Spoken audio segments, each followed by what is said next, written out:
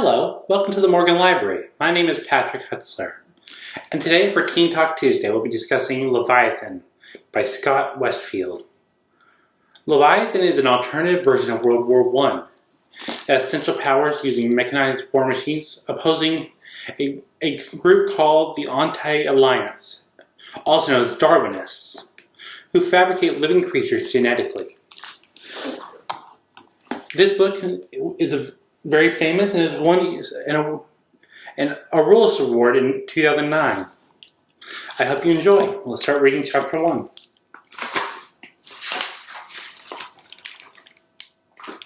The Austrian horse glittered in the moonlight, their riders standing in tall saddles, sword raised.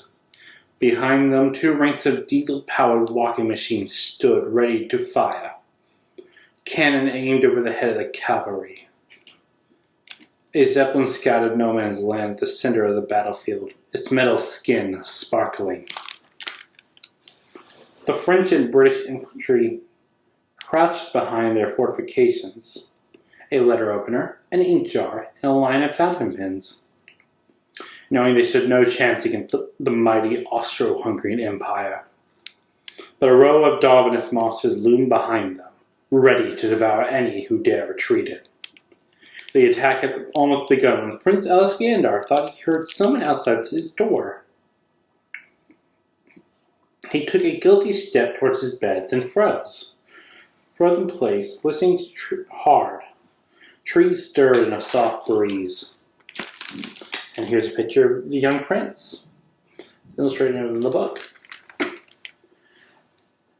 The trees outside, but otherwise the night was silent. Mother and father were in Sarajevo. After all, the servants wouldn't disturb his sleep. Alec turned back to his desk and began to move the cavalry, grinning as the battle neared its climax. The Austrian walkers had completed their bombardment. It was time for the 10 horses to finish off the woefully outnumbered French.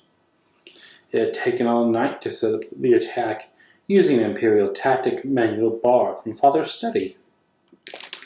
It seemed only fair that Alex have some fun while his parents were off watching military maneuvers. He begged to be taken along, to see the mustered ranks of soldiers, striding past in real life, to feel the rumble of mass fighting machines through the sole of his boots. It was mother, of course, who had forbidden it. His studies were more important than parades, as she called them. She didn't understand that military exercises had more to teach him than musty tutors in their books. One day Alec might be piloting one of those machines.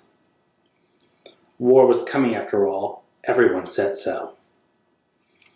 The last 10 cavalry unit had just crushed into the French lines when the soft sounds came from the hallway, again, jingling like a ring of keys. Alec turned, peering at the gap beneath his bedchamber's door. Shadows lifted along the silver moonlight as he heard a hiss of whispers. Someone was right outside. Silent, in bare feet, he swiftly crossed the cold marble floor, sliding into bed just as the door creaked open. Alec narrowed his eyes to a slit, wondering which of the servants was checking on him. Moonlight spilled into the room, making the tin soldier on his desk glitter. Someone slipped inside, a graceful and dread silence. The figure paused, staring at Alec for a moment, then crept towards his dresser. Alec heard the wooden rasp of a drawer sliding open. His heart raced. None of the servants would dare steal from him. But what if the intruder was something worse than a thief? His father's warning echoed in his ears. You have enemies from the day you were born. A bell cord hung next to his bed, but his parents' rooms were empty. His father and his bodyguards in Sarajevo. The closest sentries were quartered at the other end of the trophy hall, 50 meters away. Alex slid one hand under his pillow until his finger touched the cold steel of his hunting knife. He lay there, holding his breath, grasping the handle tightly, repeating to himself his father's other watchword. Surprise is more valuable than strength. Another figure came to the door. Then, boots clomping, a piloting jacket's metal clip jingling like keys on a ring. The figure tromped straight towards his bed. "Young master, wake up!" Alex let go of his knife, expelling a sigh of relief. It was just old Otto Klopp, his master of mechanics. The first figure began rifling through the dressers, pulling at clothes. The young prince has been awake all along, Wild Count Volger's low voice said.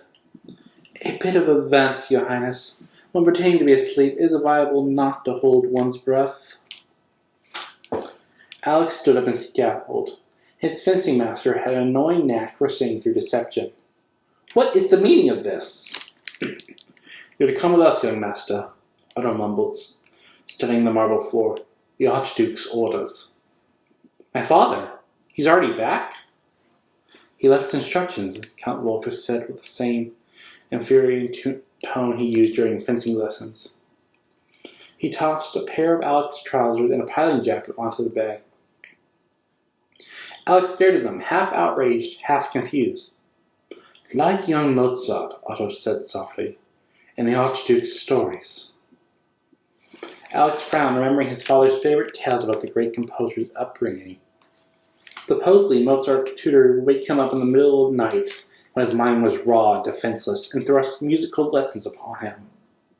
It all sounded rather disrespectful to Alec. He reached for the trousers. "They're going to make me compose a fugue?" "An amusing thought," Count Volga said. "But please, make haste. We have a walker waiting behind the stables, young master." Otto's worried face made an attempt at a smile. "You'll take the helm." "A walker?" Alex's eyes widened. Piloting was one part of his studies. He'd gladly get out of bed for. He slipped into the clothes. Yes, your first night lesson," Otto said, handing Alec his boots. Alec pulled them on and stood, then fetched his favorite pirate's glove from the dresser, his footsteps echoing on the marble floor. "Quietly now," Count Volga said, stood by the chamber's door. He cracked them and peered out into the hall. "We're to sneak out, your highness," Otto whispered. "Good fun for this lesson, just like young Mozart."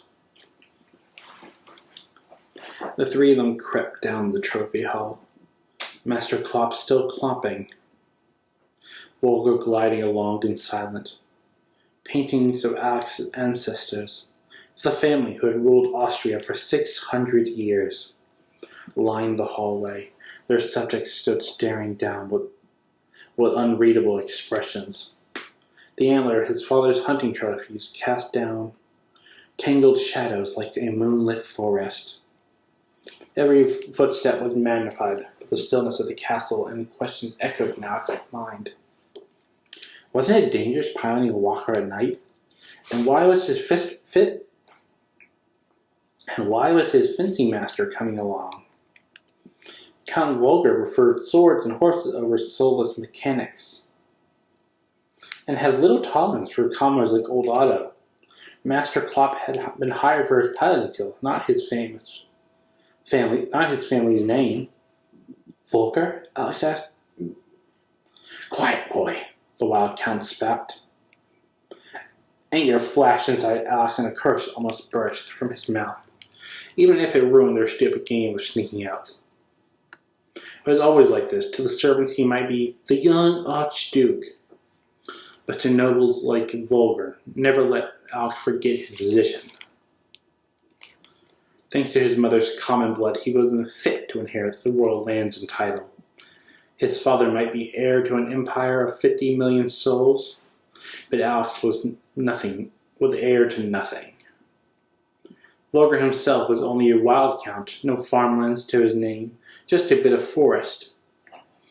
But even he could feel the superior to the son of a lady-in-waiting. Alec managed to stay quiet, though, letting his anger cool as they stole through the vast, darkened banquet kitchens. Years of insult had taught him how to bite his tongue, and disrespect was easier to swallow with the prospect of piling ahead. One day he would have his revenge. Father had promised the marriage contract would be changed somehow, and Alex's blood made royal, even if it meant defying the Emperor himself. That is the end of Chapter 1 of Scott Westfield's Leviathan. If you want to read more, come to the Juliet Hampton Morgan Library in Montgomery. Thank you, and have a nice day.